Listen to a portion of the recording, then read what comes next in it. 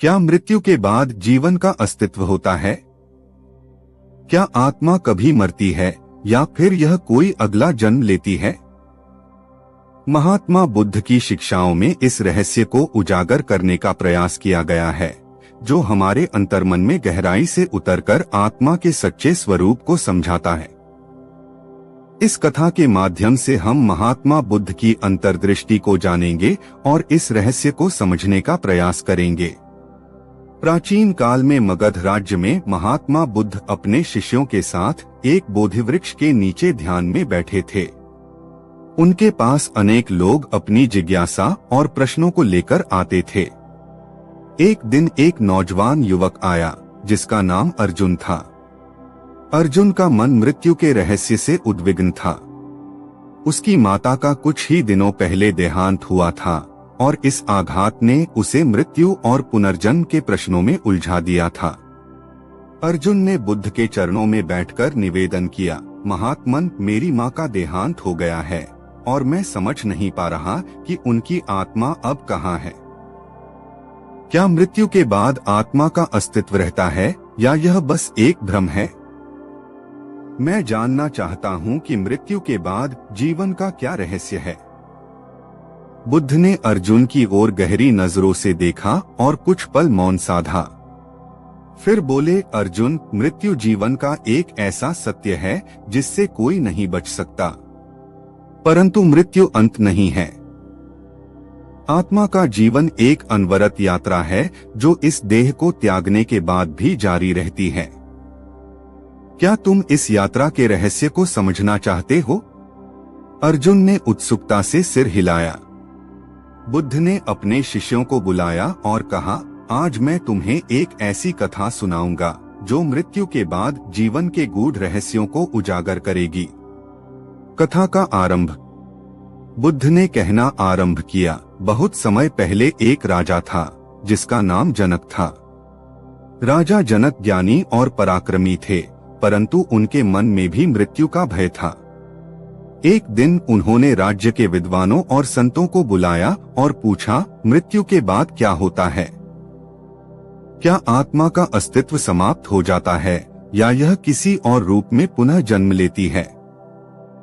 विद्वान इस प्रश्न का उत्तर देने में असमर्थ रहे। किसी के पास कोई ठोस उत्तर नहीं था।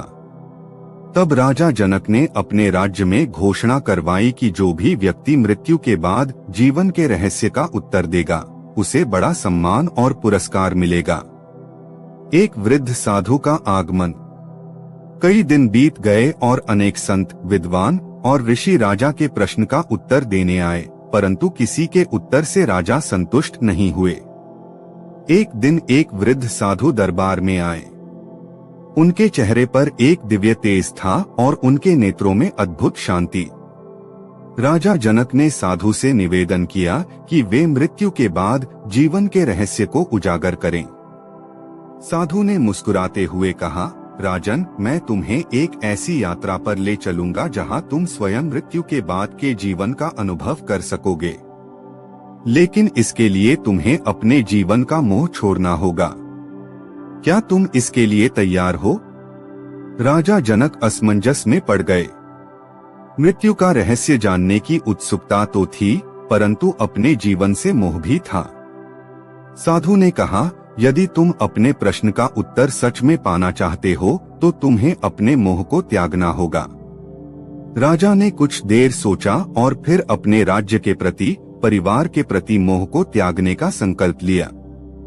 वह साधु के साथ एकांत वन में चले गए। गहन साधना और आत्मा का अनुभव। साधु ने राजा को गहरी साधना के माध्यम से आत्मा का अनुभव करने का मार्ग बताया। उन्होंने राजा को ध्यान और संयम के माध्यम से स्वयं को आत्मा से जोड़ने का अभ्यास कराया। राजा ने कई वर्षों तक साधना की और एक दिन वह अपने जीवन के मोह से मुक्त हो गए। उनके मन से मृत्यु का भय समाप्त हो गया और उन्होंने आत्मा का सच्चा अनुभव किया। साधु ने राजा से कहा, राजन, मृत्यु का अर्थ देह का त्याग करना है, परंतु आत्मा अमर और अनंत है।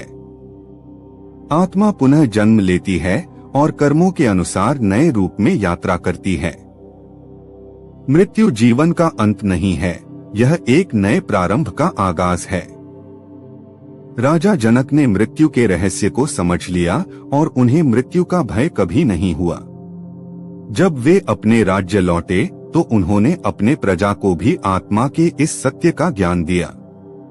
महात्मा बुद्ध ने अर्जुन को मृत्यु के बाद जीवन के रहस्य का मार्गदर्शन देने के लिए एक कहानी सुनाई थी। इस कथा में राजा जनक ने अपनी आत्मा के अमरत्व का अनुभव साधु के मार्गदर्शन में किया और उसे मृत्यु का भय नहीं रहा। अब हम आगे जानेंगे कि कैसे राजा जनक अपने राज्य और प्रजा के प्रति अपने इस ज्ञान को साझा करते हैं और क्या अर्जुन को अपने प्रश्नों का उत्तर मिलता है। कहानी का आगे का भाग। राजा जनक अब साधना और आत्मा के रहस्य को समझने के बाद अपने राज्य में वापस लौटे। वे अपने साथ एक असीम शांति और संतोष लेकर आए थे। राजा जनक के मुख पर एक ऐसा तेज था कि उनके राज्य के सभी लोग अचंभित हो गए। जनक अब केवल एक राजा नहीं थे, वे एक मार्गदर्शक बन चुके थे जो अपने प्रजा को भी मृत्यु के बाद जीवन का रहस्य समझाने के लिए तैयार थे। राजा ने अपने दरबार में सभी लोगों को बुलाया और एक सभा का आयोजन किया। उन्होंने अपनी प्रजा से कहा, मृत्यु कोई अंत नहीं है, यह आत्मा की यात्रा का एक पड़ाव मात्र है। हमारी आत्मा जन्म मरण के चक्र में अनवरत रहती है और कर्मों के अनुसार अपने नए शरीर धारण करती है। इस शरीर का त्याग मात्र एक आवरण का त्याग है। सभा में उपस्थित एक बुजुर्ग व्यक्ति ने पूछा, महाराज, तो क्या हमारी आत्मा भी अमर है? क्या हम भी मृत्यु के बाद किसी नए शरीर में जन्म लेंगे? राजा जनक ने उत्तर दिया, हाँ, हमारी आत्मा अमर है, परंतु यह जो देह हम धारण करते हैं वह अस्थायी है।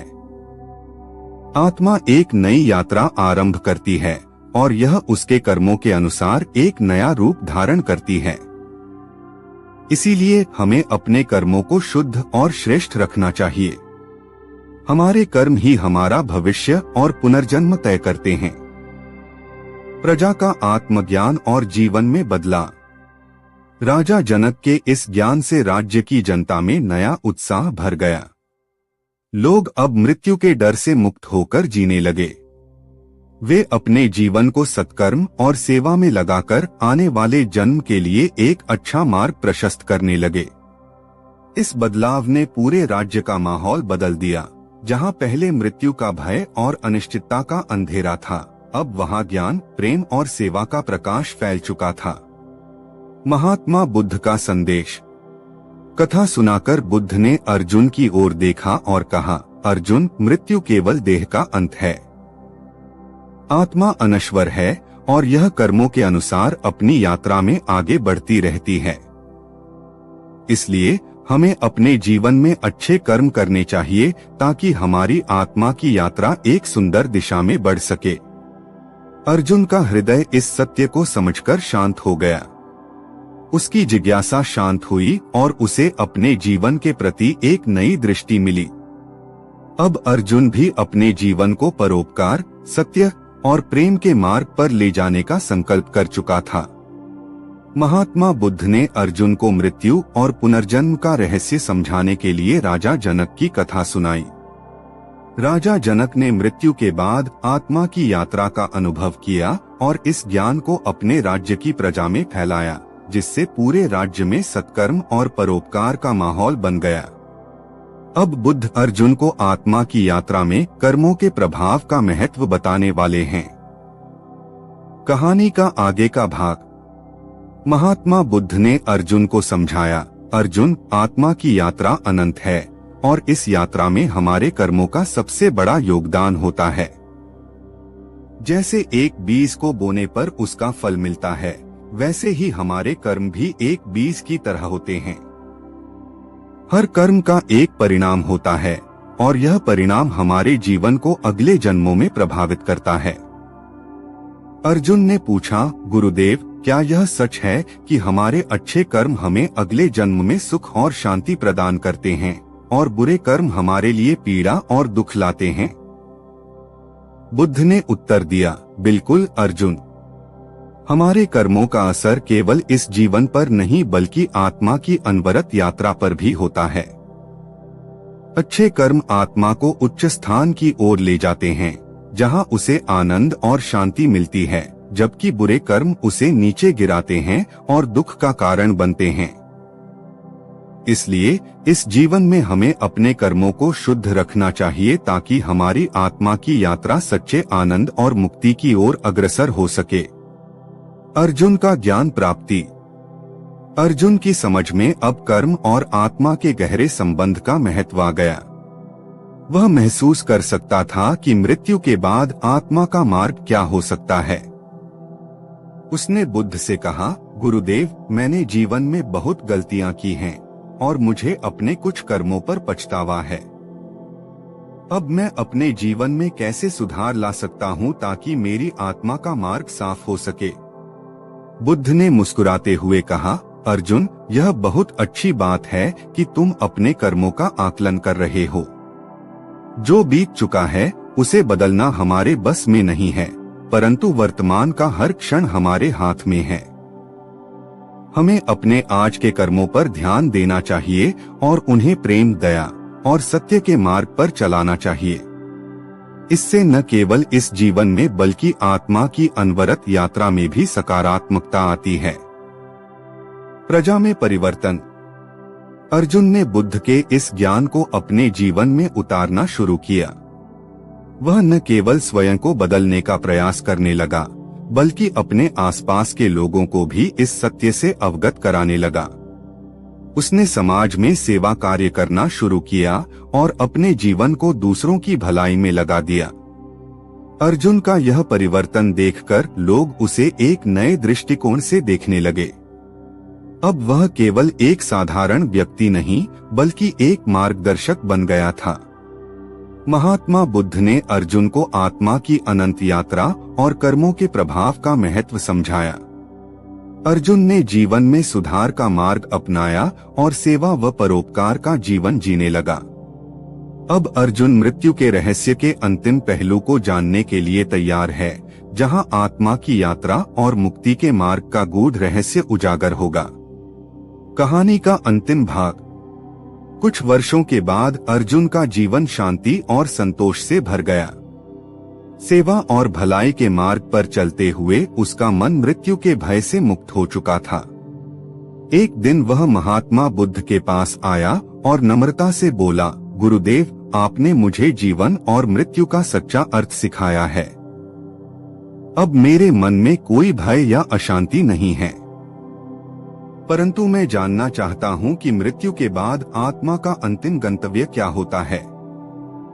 क्या आत्मा सदैव जन्म मरण के चक्र में फंसी रहती है या इसका भी कोई अंत है? बुद्ध ने उत्तर दिया, अर्जुन, यह प्रश्न अंतिम सत्य का है। आत्मा का स्वभाव असीम और अनंत है, परंतु वह कर्मों के बंधन में फंसकर जन्म मरण के चक्र में बंध जाती है। जब आत्मा सभी प्रकार के बंधनों, इच्छाओं और कर्मों से मुक्त हो जाती है, तब वह इस चक्र से निकलकर मोक्ष को प्राप्त करती है। यह अवस्था ही आत्मा की अंतिम मुक्ति है। इस स्थिति को केवल साधना, सत्कर्म और सच्चे ज्ञान से ही पाया जा सकता है। अर्जुन की अंतिम साधना और आत्मबोध। महात्मा बुद्ध के इस ज्ञान को प्राप्त कर अर्जुन ने एकांत साधना का मार्ग चुना। उसने अपने जीवन का अंतिम समय ध्यान, सेवा और आत्मचिंतन में बिताना प्रारंभ किया। जैसे जैसे उसके साधना के दिन बढ़ते गए, उसका मन और आत्मा शुद्ध और निर्मल होते गए। वह अपने अंदर गहरे आत्मबोध का अनुभव करने लगा। उसे लगा कि वह अब अपने सारे बंधनों से मुक्त हो रहा है और एक दिव्य शांति उसे अपनी ओर बुला रही है। कुछ समय बाद एक रात्रि में, जब अर्जुन ध्यान में लीन था, उसने अंतिम आत्मबोध का अनुभव किया। उसे ऐसा लगा मानो उसकी आत्मा शरीर के बंधनों से परे जाकर अनंत में विलीन हो रही है। उसे अपने अंदर से एक अद्भुत प्रकाश का अनुभव हुआ, जो उसे मोक्ष की ओर ले जा रहा था। इस दिव्य अनुभव के साथ अर्जुन ने मृत्यु के भय और जन्म मरण के चक्र से मुक्ति पाली। महात्मा बुद्ध का अंतिम संदेश। अर्जुन की आत्मा की मुक्ति के बाद महात्मा बुद्ध ने अपने शिष्यों को संबोधित करते हुए कहा, मृत्यु एक परिवर्तन है, एक यात्रा का अगला पड़ाव। आत्मा जब तक बंधनों में बंधी रहती है तब तक वह इस चक्र में घूमती रहती है, लेकिन सत्कर्म, सेवा और सच्चे आत्मबोध के माध्यम से आत्मा इस बंधन से मुक्त होकर परम आनंद और मोक्ष को प्राप्त करती है। अर्जुन ने इस सत्य को जान लिया और इस यात्रा का अंत पाकर अनंत में विलीन हो गया। कहानी का समापन। इस कथा के माध्यम से महात्मा बुद्ध ने सभी को यह संदेश दिया कि मृत्यु का भय छोड़कर हमें अपने जीवन में सच्चे और शुद्ध कर्मों का पालन करना चाहिए। मृत्यु जीवन का अंत नहीं है, यह आत्मा की एक नई यात्रा की शुरुआत है। अगर हम अपने जीवन को प्रेम, दया और सत्य के मार्ग पर ले चलते हैं तो हम भी उस मोक्ष और मुक्ति को प्राप्त कर सकते हैं जहां आत्मा का अंतिम लक्ष्य पूर्ण होता है। इस कहानी का संदेश यह है कि मृत्यु के बाद भी जीवन का एक गूढ़ रहस्य है जो हमें अपने कर्मों और आत्मबोध के माध्यम से समझना होता है। अर्जुन की यात्रा हमें यह सिखाती है कि आत्मा का सबसे बड़ा लक्ष्य मोक्ष है